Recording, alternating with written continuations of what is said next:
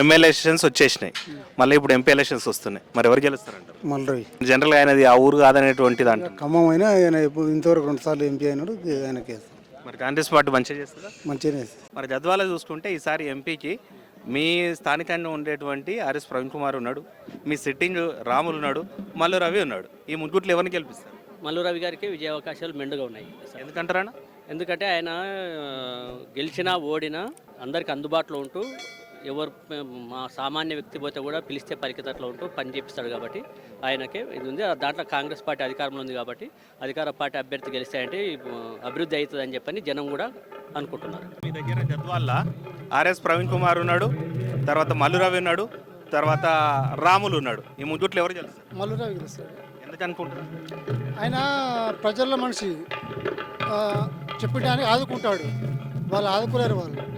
వాళ్ళు డైలీ ఒక పార్టీ మారే వాళ్ళు. ఈ మనిషి అలాంటి మనిషి కాదు. అందుకని ఖచ్చితంగా 100% ఆ మనిషి గెలుస్తాడు. రాములు సార్ ఏమో బీఆర్ఎస్లో, ఇప్పుడు బీజేపీలో ఉన్నాడు, నువ్వేమో మళ్ళీ కాంగ్రెస్. అలాగే మళ్ళీ ఇంకా వాళ్ళు దిగినట్టు మనం దిగుతాం ఎట్లా? మళ్ళీ ఇంకా వాళ్ళు ఏదో ఎక్కడ ఉంటే అక్కడ దిగుతారు కానీ మనం ఇంకా కాంగ్రెస్ పార్టీ మాది. కాంగ్రెస్ పార్టీకి ఓటేస్తావా?